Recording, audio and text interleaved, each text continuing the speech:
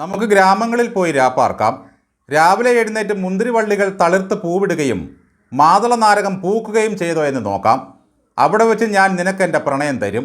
ആഹാ, എത്ര മനോഹരമായ കാൽപ്പനികത!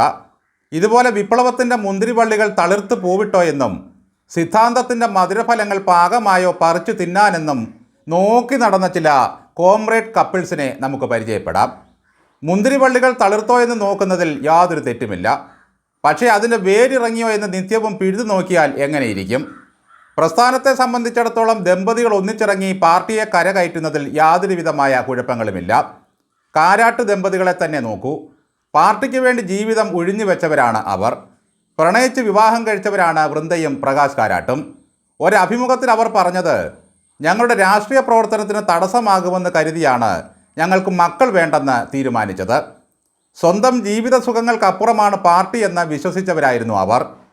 Karat party general secretary ആയിരിക്കുമ്പോൾ പ്രകാശ് കാരാട്ടിൻ്റെ പത്നി വൃന്ദ കാരാട്ട് PB അംഗമായിരുന്നു. പക്ഷേ അതിലൊരു കുറ്റവും ആരും കണ്ടില്ല. അവർ സമ്പാദിച്ചു കൂട്ടുകയോ മക്കളെ ബർമിംഗ്ഹാമിൽ അയച്ച് പഠിപ്പിക്കുകയോ ചെയ്തവരല്ല. ഒരിക്കൽ രാജ്മോഹൻ ഉണ്ണിത്താൻ തമാശയായി പറഞ്ഞ ഒരു കാര്യമുണ്ട്. പ്രകാശ് കാരാട്ട് ഞെട്ടി ഉണർന്ന് അടുത്ത് കിടക്കുന്ന ഭാര്യയെ തോണ്ടി വിളിക്കുമ്പോൾ അത് അവൈലബിൾ PB ആയി. കാരാട്ട് ദമ്പതികൾ ഒരുവിധ പഴിദോഷവും കേൾപ്പിക്കാതെ തങ്ങളുടെ വിപ്ലവയാത്രകൾ തുടർന്നുകൊണ്ടിരിക്കുന്നു. പോളിറ്റ് ബ്യൂറോയിൽ നിന്നും ഇനി നമുക്ക് പിണറായി ബ്യൂറോ ഓഫ് കേരളത്തിലേക്ക് വരാം. ഇവിടെയുമുണ്ട് എരണംകെട്ട ദാമ്പത്യവലരി കരിഞ്ഞുണങ്ങിയ നിലയിൽ 3 സെറ്റ് കോംറേഡ് കപ്പിൾസ്. അതിൽ ഒന്നാം സ്ഥാനം ഗോവിന്ദനാണ്. മെയ്ഡ് ഫോർ ഈച്ച് അതർ എന്ന പ്രയോഗം ഇവരെ സംബന്ധിച്ച് വളരെ കറക്റ്റാണ്. ഗോവിന്ദൻ മാഷിനെ കൊണ്ട് ഈ നാട്ടിൽ എന്തെങ്കിലും ഒരു ശല്യമുണ്ടായതായി ആർക്കും തോന്നിയിട്ടില്ല. മറിച്ച് പുള്ളിയെക്കൊണ്ട് എതിർപക്ഷത്തിനുണ്ടായ ഗുണങ്ങൾ ചില്ലറയൊന്നുമല്ല. ഒരു ചെറിയ സത്യത്തിൻ്റെ നിർവികാരത്വമായി ഗോവിന്ദൻ മാഷ് ജീവിക്കുന്നു സഖാക്കളിലൂടെ. മുൻപല്ലുകൊണ്ട് ചിരിക്കുന്നതായി നമുക്ക് തോന്നും, പക്ഷേ മാഷ് അണപ്പല്ലുകൊണ്ട് ഞറുമുകയാണ്. തന്നെത്താൻ പറയുന്ന പരട്ട തത്വശാസ്ത്രം ഏറ്റവും കൂടുതൽ ആസ്വദിക്കുന്നത് ഈ മാഷ് തന്നെയാണ്. കേട്ടിരിക്കുന്ന ഒരാൾക്കും അതിൽ യാതൊരു പങ്കുമില്ല. താൻ MLA പദവി ഒഴിയുമ്പോൾ ഭാര്യയെ ആ ഭാരിച്ച ഉത്തരവാദിത്തം ഏൽപ്പിക്കുന്നതിൽ എന്താണ് ഒരു തെറ്റ്? ഒരു വീട്ടിൽ ഒരു സർക്കാർ ജോലി എന്ന പദ്ധതി പ്രകാരം CPMകാർ നടത്തുന്ന ഒരു നടപടിക്രമം മാത്രമാണത്. അങ്ങനെ തളിപ്പറമ്പ് തളിക പോലെ എടുത്ത് ഭാര്യയുടെ കയ്യിൽ കൊടുക്കാമെന്ന് ഗോവിന്ദ മാഷ് മോഹിച്ചു പോയി. ഗോവിന്ദനേക്കാൾ ഭയത്തോടെയാണ് ശ്യാമള സഖാവിനെ അവിടുത്തെ ജനങ്ങൾ കാണുന്നത്. ഈ ശ്യാമള നടന്നു വരുമ്പോൾ ഒരു കുളമ്പൊച്ച കേൾക്കുന്നത് പോലെ ഒരു ഫീല് സഖാക്കൾക്കുണ്ട്. PP ദിവ്യ എന്ന ആളെ കൊല്ലിയെ ജയിലിൽ നിന്ന് ഇറക്കിക്കൊണ്ടുവരാൻ ചെന്ന് നിന്ന PK ശ്യാമളയെ എങ്ങനെ മറക്കാനാണ്? അവർ ജയിലിൻ്റെ മുമ്പിൽ നിൽക്കുന്ന ആ നിൽപ്പ് ഒന്ന് കാണേണ്ടതായിരുന്നു. ദിവ്യ നവീൻ ബാബുവിനെ പറഞ്ഞയച്ചെങ്കിൽ ഇവിടെ ഉയരെടുപ്പ് പദ്ധതി പ്രകാരം PK ശ്യാമള ആന്തൂർ സാജനെ ഇഹലോകത്ത് നിന്നും പറഞ്ഞയച്ചു. നിയമസഭയിലെത്തിയാൽ എത്ര പേരെ മേലോട്ട് പറഞ്ഞുവിടുമെന്ന ഭയം ജനങ്ങളിലുണ്ടായി. കൊടി പിടിച്ചു നടന്നവനും ചുവരെഴുതിയവനും പ്രകടനം നയിച്ചവനുമെല്ലാം വർഗവഞ്ചകന് പോയി വോട്ട് ചെയ്തു. മറ്റേ ഗോവിന്ദൻ ഭാര്യയും കൂട്ടി വോട്ട് ചെയ്യാൻ വന്നപ്പോൾ കാടന്മാരെ പോലെ കൂവിയ കമ്മികൾ പോലും PK ശ്യാമളയ്ക്ക് വോട്ട് ചെയ്തില്ല. നോക്കൂ, ഈ ദമ്പതികൾ കാരണം കേരളമൊട്ടാകെ പാർട്ടിക്ക് നേരിട്ട ക്ഷീണം ചില്ലറയാണോ? ഒരുമാതിരിപ്പെട്ട മനുഷ്യർ രാഷ്ട്രീയം മറന്ന് പൊട്ടിച്ചിരിച്ച ഒരു വമ്പൻ പരാജയമാണ് PK ശ്യാമള ഏറ്റുവാങ്ങിയത്. എനിക്ക് ശേഷം എൻ്റെ പെണ്ണുമ്പിള്ള എന്ന ആശയം പാർലമെൻ്ററി രംഗത്ത് കേട്ടുകേൾവിയില്ലായിരുന്നു കമ്മ്യൂണിസ്റ്റ് പാർട്ടിയിൽ. വല്ല ഗ്രാമപഞ്ചായത്തിലോ ബ്ലോക്കിലോ ഒക്കെ നിവൃത്തികേടുകൊണ്ട് സഖാക്കൾ ഭാര്യമാരെ നിർത്താറുണ്ട്. ഗോവിന്ദൻ ശ്യാമളയെ നിർത്തണ്ട എന്ന് പറയാൻ പിണറായിക്ക് പറ്റുകയുമില്ല. ഞാൻ എൻ്റെ മരുമോനെ മന്ത്രിയാക്കട്ടെ എന്ന് ചോദിച്ച് എല്ലാവരോടും അനുവാദം വാങ്ങിച്ചാട്ടാണോ പിണറായി ആ പണി ചെയ്തത്? മൂന്നാം ഭരണം സ്വപ്നം കണ്ട ഗോവിന്ദൻ്റെ ദാമ്പത്യ വല്ലരി അങ്ങനെ കരിഞ്ഞുണങ്ങിപ്പോയി. PK ശ്രീമതിക്കായിരുന്നു വർഗവഞ്ചകരെ തറ പറ്റിക്കാനുള്ള പാർട്ടി ചുമതല. ശ്രീമതി പയ്യന്നൂരിലും തളിപ്പറമ്പിലും തമ്പടിച്ചു കിടഞ്ഞ് പ്രവർത്തനം നടത്തുകയായിരുന്നു.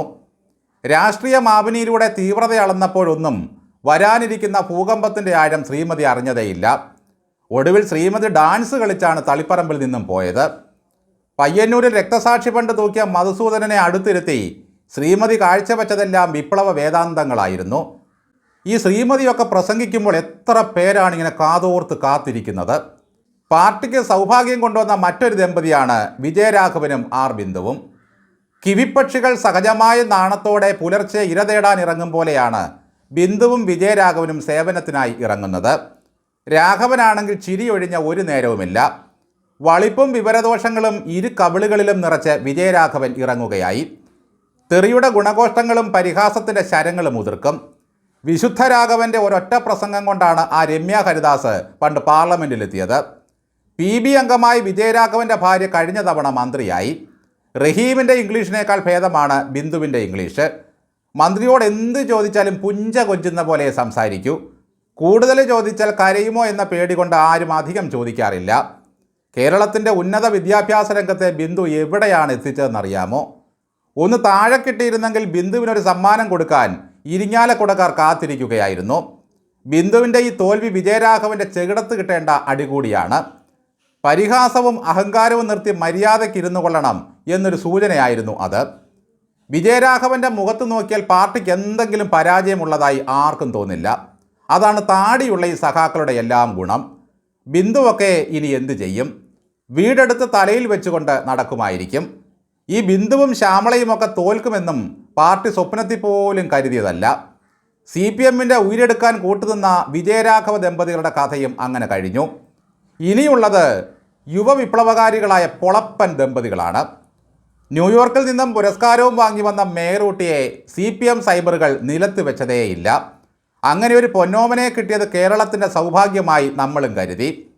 വിനയം, ലാളിത്യം, കുലീനത, സ്നേഹം, ഭരണ നൈപുണ്യം എന്നു വേണ്ട സകല ഗുണങ്ങളുടെയും മൂർത്തിമത് ഭാവമായിരുന്നു കമ്മികളുടെ മനസ്സിലെ മേയറൂട്ടി. ഒടുക്കത്തെ കുട്ടി ഓമനക്കുട്ടി എന്ന് പറയും പോലെ പാർട്ടി ആ കുട്ടിയെ ലാളിച്ചങ്ങ് വഷളാക്കി. ആര്യ രാജേന്ദ്രൻ വസന്തമായിരുന്നെങ്കിൽ ഭർത്താവ് സച്ചിൻ ദേവ് കുളിർകാറ്റായിരുന്നു. ഇരുവരും നടത്തിയ റോഡ് ഷോയിലൂടെ ഇവർ മനുഷ്യ ഹൃദയങ്ങളിൽ ചേക്കേറിയവരാണ്. മേയറുടെ 5 വർഷത്തെ പ്രവർത്തനം മുൻനിർത്തി ഒരു കനത്ത പാരിതോഷികം തന്നെ ജനം പാർട്ടിക്ക് കൊടുത്തു. ആര്യയെ മാറ്റി നിർത്തിയത് നിയമസഭയിലേക്ക് മത്സരിപ്പിക്കാനാണെന്ന് സകലരും കരുതി. പക്ഷേ ഇവരുടെ തലവെട്ടം കണ്ടുപോകരുതെന്ന് നിർദ്ദേശിച്ച് വീട്ടിലിരുത്തുകയായിരുന്നു. ആർക്കും വേണ്ടാതായ മേയറൂട്ടി പ്രചരണത്തിനിടയിൽ കോമരം തുള്ളിയ പോലെ ഉറഞ്ഞാടിയെത്തിയ ശിവൻകുട്ടിയുടെ രഥത്തിൽ ചെന്നങ്ങ് കയറി. അതോടെ ശിവൻകുട്ടി ശവമായി. ഗോവിന്ദനും വിജയരാഘവനും അവരുടെ ഭാര്യയെ ജയിപ്പിച്ചെടുക്കാൻ അഹോരാത്രം പ്രയത്നിച്ചപ്പോൾ എന്തുകൊണ്ടാണ് ബാലുശ്ശേരിയിൽ ചെന്ന് സച്ചിൻ ദേവിനെ ജയിപ്പിക്കാൻ ഭാര്യ എന്ന നിലയിൽ ആര്യ രാജേന്ദ്രൻ പോകാതിരുന്നത്? ഈ സ്ത്രീയുടെ തലവെട്ടം കണ്ടാൽ കെട്ടിയോൻ തോൽക്കുമെന്ന് അയാൾക്കും അറിയാം, പാർട്ടിക്കും അറിയാം. എന്നിട്ടും വിധിയുടെ വിളയാട്ടം സച്ചിൻ ദേവിനെ ശിക്ഷിച്ചു കളഞ്ഞു. അങ്ങനെ പണിയില്ലാത്ത ദമ്പതികളായി അവരും മാറിയിരിക്കുകയാണ്. ആദ്യം ഭാര്യയുടെ പണി കളഞ്ഞ ജനം ഭർത്താവിൻ്റെയും ജോലി തെറിപ്പിച്ചു. ഇനി നല്ലൊരു നാളെ സ്വപ്നം കണ്ട് 2 പേർക്കും വീട്ടിൽ കുത്തിയിരിക്കാം. 4 മുനിമാർ തമ്മിൽ ചേരില്ലെന്ന് പറയും പോലെയാണ് പണിയില്ലാത്ത വിപ്ലവ ദമ്പതികളുടെയും അവസ്ഥ. ഒരു കാര്യത്തിലും അവർ പരസ്പരം ചേരുകയില്ല. അല്ലെങ്കിൽ ഒരാൾ വായടയ്ക്കണം, മറ്റേയാൾ ചെവി പൊത്തണം. അഹങ്കാരികളെ രാഷ്ട്രീയം നോക്കാതെ തിരഞ്ഞുപിടിച്ച് തോൽപ്പിച്ച ഈ തെരഞ്ഞെടുപ്പ് രാഷ്ട്രീയ ചരിത്രത്തിൻ്റെ സുവർണ ലിപികളിലാണ് രേഖപ്പെടുത്തുക. പിണറായി തലയുടെ മഹത്വത്തിൽ തങ്ങളെല്ലാം ജയിച്ചു കയറുമെന്ന് കരുതിയ CPM സ്ഥാനാർത്ഥികൾക്ക് ജനം പടിക്കലിട്ട് പണി കൊടുത്തു. നാടാകെ പിണറായി തല പ്രദർശനത്തിന് വെച്ചിട്ടും ഗതി പിടിച്ചില്ല. ഞാനല്ലാതെ മറ്റാരുണ്ടെന്ന് പറഞ്ഞുകൊണ്ട് കൂറ്റൻ ഹോർഡിങ്ങുകളിലിരുന്ന് ആ തല മനുഷ്യജീവിതത്തെ ഭയപ്പെടുത്തി. ജനാധിപത്യത്തിൻ്റെ മന്ത്രവാദക്കളത്തിൽ ജനം ആ തല ഹോമിച്ചു. ഭരണത്തിളപ്പിൽ ആറാടിയ ദമ്പതികളും അതോടെ ഒഴിഞ്ഞുപോയി. അഥവാ ബോധമുള്ള ജനം ദുർബാധകളെ ഒഴിപ്പിച്ചു വിട്ടു.